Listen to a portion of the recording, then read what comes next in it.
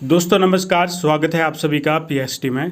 दोस्तों मैं आप सभी के साथ इस वीडियो के जरिए आज जो तहसील वेलफेयर ऑफिसर का एग्ज़ाम हुआ है 1 नवंबर 2020 को, उसका क्वेश्चन पेपर शेयर करने वाला हूं। दोस्तों अगर आप पीएसटी से पहली बार जुड़े होंगे तो चैनल को ज़रूर सब्सक्राइब कीजिएगा, वीडियो को लाइक कीजिएगा और सभी के साथ शेयर कीजिएगा। तो चलिए शुरू करते हैं। पहले क्वेश्चन पे आते हैं। दोस्तों निम्नलिखित में से कौन से कथन पीएम स्वनिधि योजना के बारे में सही है? दोस्तों तो 1, 2, 3 को 3 कथन दिए गए हैं, इनमें से कौन से सही है तो आपको बताना था। तो दोस्तों इसका जो राइट आंसर था वो है ऑप्शन ए। सिर्फ 1 और 2 सही है, क्योंकि इसे वित्त मंत्रालय द्वारा लॉन्च नहीं किया गया था, बल्कि इसको ministry of housing and urban affairs के द्वारा लॉन्च किया था। बाकी ये और ये दोनों स्टेटमेंट सही है। ठीक है, तो ऑप्शन 1 इसका राइट आंसर है। तो बढ़ते हैं अगले प्रश्न पे।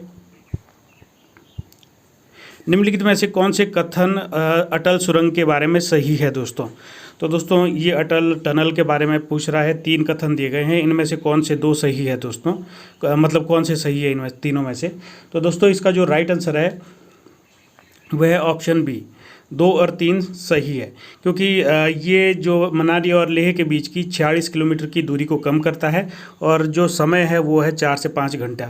ठीक है, तो बाकी ये लद्दाख को सभी वर्ष की कनेक्टिविटी प्रदान करने की दिशा में पहला कदम है और ये देश का सशस्त्र बलों का एक रणनीतिक लाभ भी प्रदान करेगा। तो ये 2 और 3 दोनों स्टेटमेंट सही है, जबकि पहला इसमें 46 किलोमीटर है ना, और जो घंटे हैं वो आपका 4 से 5 घंटे हैं। ठीक है, तो बढ़ते हैं अगले प्रश्न की ओर। राष्ट्रीय शिक्षा नीति 2020 के अनुसार दोस्तों शिक्षक किस ग्रेड तक मातृभाषा या क्षेत्र भाषा में पाठ पढ़ाने में सक्षम होंगे? तो दोस्तों इसका होगा 5th ग्रेड, 5वीं। ठीक है, अगला क्वेश्चन देख लेते हैं। 4th question. दोस्तों वीडियो के एंड में जब ये वीडियो एंड हो जाएगा और आप क्वेश्चन मिला लोगे तो कमेंट में अपने नंबर भी बताना कि कितने बन रहे हैं, ताकि एक्सपेक्टेड कट ऑफ का आइडिया हो जाए आप सभी को। ठीक है, ये जू संक्रमण के बारे में निम्नलिखित में से कौन सा कथन सही है? तो दोस्तों क्वेश्चन नंबर 4 का जो राइट आंसर है वो है ऑप्शन डी। ये सभी चीज़ें इसके बारे में सही है। यह एक चावल में एक गंभीर बैक्टीरियल लीफ ब्लाइट बीमारी का कारण बनता है। इसे बैक्टीरियल ब्लाइट के नाम से भी जाना जाता है। यह 1 ग्राम नकारात्मक बैक्टीरिया है। यह जू नामक जीवाणु के कारण होता है। मतलब ये जो फुल फॉर्म दी है ये सही है। ठीक है, चारों स्टेटमेंट सही थी इसके बारे में। तो अगले क्वेश्चन पे तो दोस्तों प्रश्न नंबर 5 देख लेते हैं, जो कि ई वे बिल पेमेंट सिस्टम से जुड़ा हुआ है। तो इसमें 3 स्टेटमेंट दी गई थी, इनमें से कौन कौन सी स्टेटमेंट सही है? तो दोस्तों इसका जो राइट आंसर है वो है ऑप्शन ए। ठीक है, ऑप्शन ए इसका राइट आंसर है। ठीक है, 1 और 2 सही है। ठीक है, तो अगले क्वेश्चन पे चलते हैं। प्रश्न नंबर 6 पे आ जाइए, कामधेनु वाले से। राष्ट्रीय कामधेनु आयोग के बारे में निम्नलिखित में से कौन सा कथन सही है? तो मैं ये सीरीज़ डी डिस्कस कर रहा हूँ। ठीक है, आपकी जो भी सीरीज़ है आप क्वेश्चन मिला लीजिएगा। तो इसका उद्देश्य आधुनिक और वैज्ञानिक साधनों और पर पशुपालन को बढ़ावा देना। इसका उद्देश्य मवेशियों की नस्लों का संरक्षण एवं सुधार करना, और इसका गठन ये बात जो मंत्रालय दिया इसने किया है। तो दोस्तों इसका जो राइट आंसर है वो है ऑप्शन सी। केवल 1 और 2 सही है, क्योंकि इसका ये वाला मंत्रालय नहीं है, बल्कि इसका जो मंत्रालय है ministry of fisheries animal husbandry dairying है। ठीक है, तो ये मिनिस्ट्री गलत है। बाकी ये दोनों स्टेटमेंट इसके राष्ट्रीय कामधेनु आयोग के बारे में सही है। ठीक है, तो बढ़ते हैं अगले प्रश्न पे। निम्नलिखित में से कौन से कथन भारत नेट परियोजना के बारे में सही है? दोस्तों भारत नेट से जुड़ा जो क्वेश्चन है उसका राइट आंसर मैं बता रहा हूँ आपको। ठीक है, प्रश्न नंबर 7 है और सीरीज़ जो भी है आपकी, तो मैं यहाँ पे बता देता हूँ। प्रश्न नंबर 7 का जो राइट आंसर है भारत नेट से जुड़ा हुआ, तो इसका है option A. Hughes communication India March 2021 तक इस परियोजना के तहत 5000 ग्राम पंचायत से जोड़ेगी, ब्रॉडबैंड से जोड़ेगी। ठीक है, पंचायतों को सीमावर्ती और नक्सल प्रभावित राज्यों के साथ साथ द्वीप क्षेत्रों में चुना जो भी है। ठीक है, तो इसका ऑप्शन ए राइट आंसर है। ऑप्शन 3 सही इसलिए नहीं है क्योंकि लद्दाख और गलवान घाटी ये सभी उसमें सम्मिलित है। यहाँ पे ये जो स्टेटमेंट है, ये इसको मैं जूम आउट करता हूँ तब सही से दिख जाएगा पूरा। तो ये देख सकते हैं यहाँ पे ये जो बताया है इन्होंने, तो ये नहीं बोला है, बल्कि ये भी शामिल है इसमें। ठीक है, किसमें? भारत नेट परियोजना में। ये पूर्वी लद्दाख, अंडमान निकोबार और लक्षद्वीप। बाकी फर्स्ट और सेकंड सही है दोनों स्टेटमेंट। ठीक है, तो अगले क्वेश्चन पे आ जाते हैं, प्रश्न नंबर 8 पे।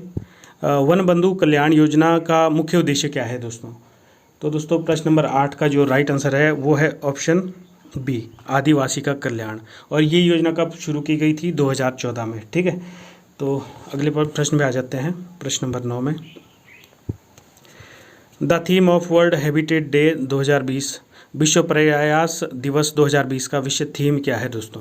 तो दोस्तों इसका जो राइट आंसर है वो है option D, housing for all a better urban future. ठीक है, और आपको ये भी पता होना चाहिए कि वर्ल्ड हैबिटेट डे कब मनाया जाता है। तो ये 5 अक्टूबर को मनाया जाता है प्रत्येक वर्ष। ठीक है, तो अगले क्वेश्चन पे बढ़ते हैं, प्रश्न नंबर 10 पे आ जाइए। बाकी जो भी सीरीज है, भारत के कानून और न्याय मंत्रालय द्वारा हाल ही में जारी अधिसूचना के अनुसार किस देश को प्रत्यागामी राज्य घोषित किया गया है? तो दोस्तों इसका जो राइट आंसर है वो है ऑप्शन ए। ठीक है, क्या है? ऑप्शन ए, संयुक्त अरब अमीरात। अगला क्वेश्चन देख लेते हैं, किस देश को अगले 3 वर्षों के लिए संयुक्त राष्ट्र निकाय कन्वेंशन ऑन माइग्रेटरी स्पीशीज़ की अध्यक्षता मिली है? तो दोस्तों इसका जो राइट आंसर है वो है ऑप्शन ए। ठीक है, तो देख सकते हैं आप। तो चलिए बढ़ते हैं अगले क्वेश्चन पे।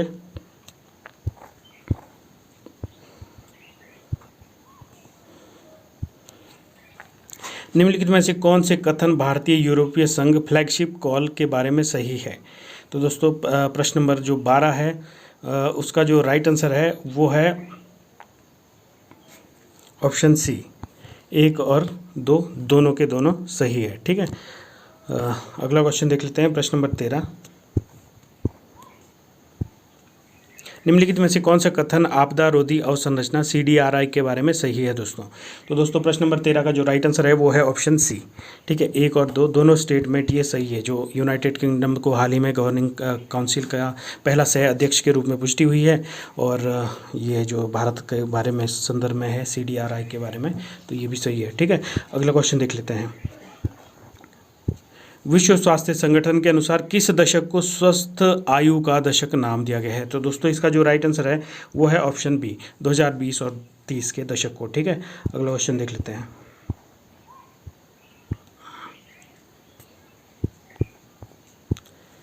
किस देश के न्यायालय ने सरकार को एकल उपयोग प्लास्टिक पर प्रतिबंध लगाने का आदेश दिया? तो दोस्तों इसका जो राइट आंसर है वो है बांग्लादेश को। ठीक है, उसके हाई कोर्ट सुप्रीम कोर्ट ने ऐसा आदेश दिया था। तो अगला क्वेश्चन देख लेते हैं। फिजियोलॉजी या मेडिसिन के लिए नोबेल पुरस्कार 2020 किस वायरस की खोज के लिए 3 वैज्ञानिकों को दिया गया है दोस्तों? तो दोस्तों इसका जो राइट आंसर है वो है ऑप्शन डी। ठीक है, हेपेटाइटिस सी। ठीक है, अगला क्वेश्चन देख लेते हैं। दो समान और विपरीत बल एक दूसरे को रद्द करते हैं, हालांकि एक कार्रवाई और प्रतिक्रिया जो एक दूसरे के बराबर और विपरीत है एक दूसरे को रद्द नहीं करते हैं, क्योंकि। तो दोस्तों ये जो साइंस का क्वेश्चन है, ठीक है, न्यूटन वाले लॉ का, तो इसका जो राइट आंसर होगा वो होगा the act on different bodies. ठीक है, ऑप्शन बी। ठीक है, ये थोड़ा मिस्टेक हो गया है, ऑप्शन बी। ठीक है, कौन सा होगा? ऑप्शन बी होगा इसका राइट आंसर। ठीक, तो दोस्तों प्रश्न नंबर 18 देख लेते हैं। कोलाइडल घोल में बिखरे हुए चरण कणों द्वारा प्रकाश के प्रकीर्णन को इसके माध्यम से गुजरने के रूप में जाना जाता है। तो दोस्तों जो कोलाइडल वाला जो क्वेश्चन है, इसका जो राइट आंसर होगा 18वें का वो होगा ऑप्शन बी, टिंडल प्रभाव। ठीक है, टिंडल इफेक्ट। ठीक है, तो देखते हैं अगला क्वेश्चन। जब हम खाना पकाने की प्रक्रिया के दौरान सब्जियों में नमक डालते हैं तो सब्जियां पानी छोड़ती है, इसके लिए कौन सी प्रक्रिया जिम्मेदार होती है? तो दोस्तों इसका जो राइट आंसर है वो है एक्स ऑस्मोसिस। ठीक है, तो अगला क्वेश्चन देख लेते हैं। आनुवांशिक सामग्री का आदान प्रदान होता है, exchange of genetic material takes place. तो दोस्तों इसका जो राइट आंसर है वो है सेक्सुअल रिप्रोडक्शन। तो अगला क्वेश्चन देख लेते हैं। What was civil disobedience movement? सभी ने अवज्ञा आंदोलन क्या था दोस्तों एक तरह का? तो ये था दोस्तों सरकार के कुछ कानूनों, मांगों और आदेशों के पालन करने के लिए सक्रिय इनकार। ठीक है, तो ऑप्शन बी इसका राइट आंसर होगा। अगले क्वेश्चन पे चलते हैं। रामकृष्ण मिशन से जुड़ा क्वेश्चन है। रामकृष्ण मिशन के बारे में निम्नलिखित में से कौन कौन से कथन सही है? तो 3 स्टेटमेंट दिए गए थे दोस्तों। तो इसमें जो दो स्टेटमेंट जो सही है स्टेटमेंट वो है ऑप्शन बी में जो दिए है ऑप्शन एक और दो स्टेटमेंट सही है। इस मिशन का नाम भारतीय संत रामकृष्ण परमहंस के नाम पर रखा गया और इसकी स्थापना स्वामी विवेकानंद ने 1897 में की थी। बाकी ये जो बताया है ये इनसे जुड़ा हुआ नहीं है। ठीक है, तो अगला क्वेश्चन देख लेते हैं। ईस्ट इंडिया कंपनी ने पहली बार भारत में शिक्षा को बढ़ावा देने के लिए राज्य की जिम्मेदारी स्वीकार की। तो ये दो स्टेटमेंट है। ठीक है, तो इसके ये दोनों स्टेटमेंट सही है या नहीं है, तो इसका जो राइट आंसर होगा 23 का वो होगा ऑप्शन सी, दोनों के दोनों सही है ये। ठीक है, अगला क्वेश्चन देख लेते हैं।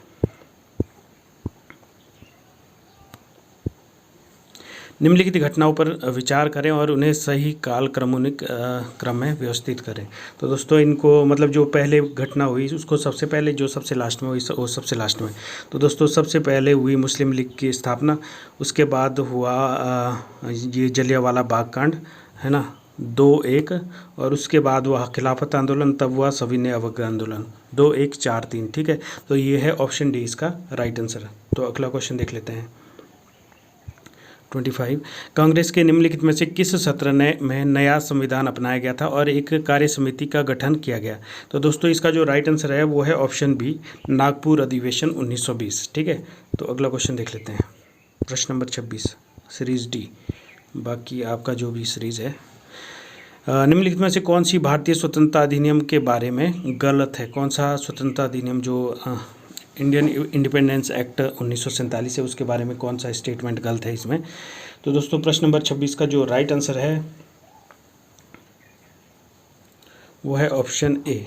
ठीक है, बाकी के सभी उसके बारे में सही है, ये गलत है। ठीक है, तो ऑप्शन ए गलत है कि ब्रिटिश सम्राट ने कुछ समय के लिए बिल पर वीटो का अपना अधिकार बनाए रखा, तो ये सही है, गलत है मतलब इस क्वेश्चन का राइट आंसर ये है। ठीक है, कहने का मतलब ये था।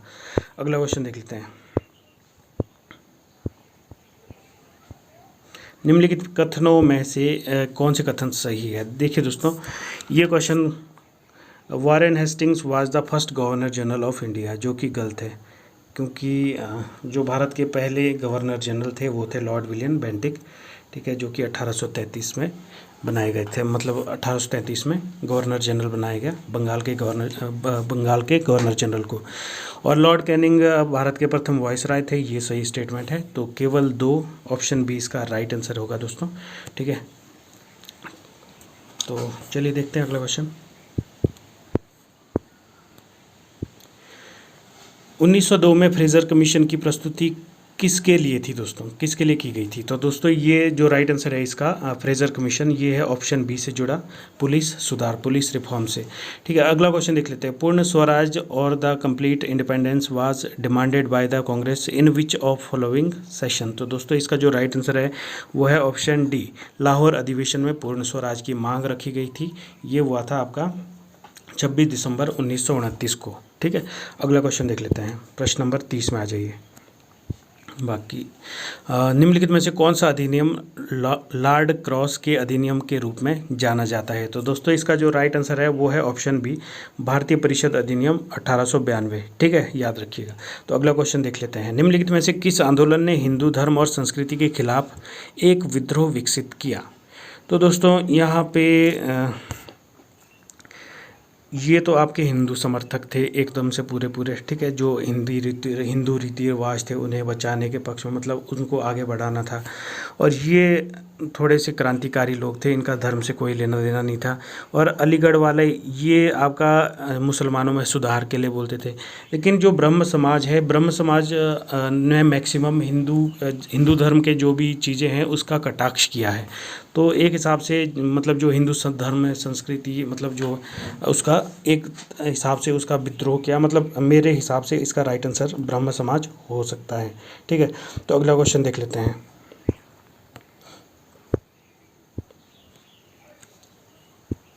क्योंकि राजा राम मोहन राय हिंदू रीति रिवाजों की कड़ी आलोचना करते थे। ठीक है, तो अगला क्वेश्चन देख लेते हैं। राजा राम मोहन राय ने एक ईश्वर की अवधारणा कहाँ से उधार ली। तो दोस्तों इसका जो राइट आंसर है वो है ऑप्शन ए, वेद। ठीक है, वेदास। तो अगला क्वेश्चन देख लेते हैं। ब्रह्म समाज का विरोध करने के उद्देश्य से धर्म सभा की स्थापना किसने की थी दोस्तों? तो दोस्तों इसका जो राइट आंसर है वो है ऑप्शन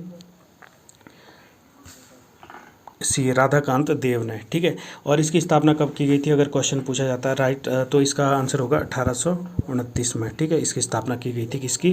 धर्म सभा की। अब आ जाते हैं प्रश्न नंबर 34 पे दोस्तों। निम्नलिखित में से किस अधिनियम ने विधवाओं के विवाह को वैध बनाया दोस्तों?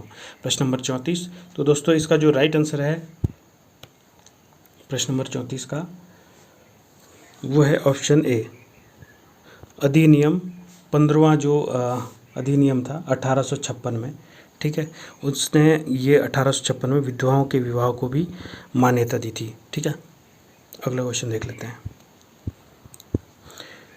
पाणिनि की अष्टाध्याय किस पर आधारित है? जो पाणिनि ने अष्टाध्याय रचना लिखी थी वो किस पर आधारित है? तो दोस्तों ये एक तरह का व्याकरण है संस्कृत का। ठीक है, अगला क्वेश्चन देख लेते हैं। धर्मसूत्र विवाह को वर्गीकृत करते हैं, तो दोस्तों कितने प्रकार में वर्गीकृत करते हैं? तो इसके हैं 8 प्रकार। ठीक है, तो देखते हैं अगला क्वेश्चन 37। जैन धर्म के 3 रत्नों में निम्न में से कौन सा नहीं है दोस्तों? तो दोस्तों इसका जो राइट आंसर है वो है राइट भोजन। बाकी ये ABC जो है सही आस्था, राइट फेथ, सही ज्ञान, सही आचरण, ये तीनों ही जैन धर्म के त्रिरत्न है। ठीक है, अगला क्वेश्चन देख लेते हैं। बुलंदी बाग के पुरातात्विक अवशेष कहाँ से जुड़े हुए हैं दोस्तों? तो दोस्तों इसका जो राइट आंसर है वो है ऑप्शन ए, पाटलिपुत्र अर्थात वर्तमान पटना। अगला क्वेश्चन है, स्तूप वास्तुकला में सोपानों का संकेत है दोस्तों? तो दोस्तों इसका जो राइट आंसर होगा वो होगा वृत्ताकार पथ। ठीक है, अगला क्वेश्चन देख लेते हैं। ये 39 का राइट आंसर था। अगला क्वेश्चन देख लेते हैं, 40 में आ जाइए। देवगढ़ में दशावतार मंदिर निम्नलिखित में से संबंधित है दोस्तों? तो दोस्तों 40 का जो राइट आंसर है वो है ऑप्शन सी, गुप्त काल से जुड़ा हुआ है। और आपको पता होना चाहिए दशावतार जो मंदिर है ये विष्णु देवता का मंदिर है। और इस मंदिर को पहले पंचायतन मंदिर के नाम से भी जाना जाता था। ठीक है, किसको? देवगढ़ के दशावतार मंदिर को। ये उत्तर प्रदेश में पड़ता है। ठीक है, तो अगला क्वेश्चन देख लेते हैं। संघीय शब्द लैटिन भाषा में, प्रश्न नंबर 41 की बात कर रहा हूँ, फेदुस से लिया गया है, जिसका अर्थ है, फेदुस का क्या अर्थ होता है? तो दोस्तों इसका जो राइट आंसर है वो है नियम। ठीक है, तो अगला क्वेश्चन देख लेते हैं दोस्तों। प्रश्न नंबर 42 में भारतीय संविधान की 11वीं अनुसूची में निम्नलिखित में से कौन सी कार्यात्मक वस्तुएं हैं? तो 5 आइटम दिए गए हैं, ये कौन कौन सी इसमें 11th शेड्यूल में आती है? तो दोस्तों इसका जो राइट आंसर होगा 42 का वो होगा ऑप्शन सी। ठीक है, 2, 3, 5, 2, 3 और 5। ठीक है, आपका सार्वजनिक वितरण प्रणाली आती है और आपका लघु उद्योग आता है, मत्स्य आता है। और क्योंकि आपको एक चीज़ में, क्योंकि ये जो है ये गैर परंपरागत ऊर्जा है। ठीक है, नॉन कन्वेंशनल आता है 11वीं अनुसूची में, ना कि परंपरागत ऊर्जा। ठीक है, तो ऑप्शन नंबर सी था ये। अगला क्वेश्चन देख लेते हैं। कौन सा संवैधानिक संशोधन बिल आर्थिक रूप से कमजोर वर्गों को आरक्षण प्रदान करता है? EWS के लिए 10% आरक्षण। तो दोस्तों इसका जो राइट आंसर है वो है ऑप्शन सी, 124। ठीक है, तो अगला क्वेश्चन देख लेते हैं। भारत के पहले विधि अधिकारी के रूप में किसे जाना जाता है? First law officer of India. तो दोस्तों इसका जो राइट आंसर है वो है अटॉर्नी जनरल ऑफ इंडिया। ठीक है, अगला क्वेश्चन देख लेते हैं। संविधान के 74वें संविधान संशोधन 1993 में क्या उल्लेखित है दोस्तों? तो दोस्तों इसका जो राइट आंसर है 45 का, तो वो है ऑप्शन बी, नगर पालिकाओं के कार्य, फंक्शन ऑफ म्यूनिसिपैलिटीज़। ठीक है, अगला क्वेश्चन देख लेते हैं। पॉकेट वीटो का प्रयोग किसके द्वारा किया जाता है? तो दोस्तों इसका जो राइट आंसर है वो है भारत के राष्ट्रपति के द्वारा। ठीक है, अगला क्वेश्चन देख लेते हैं। भारत में पंचायती राज व्यवस्था लाने के पीछे का मुख्य उद्देश्य क्या था दोस्तों? तो दोस्तों इसका जो राइट आंसर है वो है ऑप्शन सी, स्थानीय निकायों को राजनीतिक शक्ति का विकेंद्रीकरण। ठीक है, अगला क्वेश्चन देख लेते हैं 48। संसद के सदस्य की अयोग्यता के बारे में विवाद का फैसला करने के लिए कौन अधिकृत है? तो दोस्तों 48 का जो राइट आंसर है वो है ऑप्शन बी। दोस्तों भारतीय संविधान के अनुच्छेद 130 में मतलब प्रावधान है कि राष्ट्रपति ऐसी स्थिति में जब किसी भी सदस्य की योग्यता पर सवाल खड़ा होता है तो वो मतलब जो इलेक्शन कमीशन है उसकी सलाह पर निर्णय ले सकता है। ठीक है, कौन? राष्ट्रपति, अनुच्छेद 103 के तहत। ठीक है, याद रखिएगा 103 के तहत। अगला क्वेश्चन, राज्यों को केंद्र सरकार द्वारा दी जाने वाली सहायता में कौन सा अनुच्छेद अनुदान से संबंधित है? तो दोस्तों, राज्यों को केंद्र द्वारा दी जाने वाली सहायता में कौन सा अनुच्छेद संबंधित है? तो दोस्तों, इसका जो राइट आंसर है वो है ऑप्शन सी, अनुच्छेद 275। ठीक है, तो प्रश्न नंबर 50 देख लेते हैं।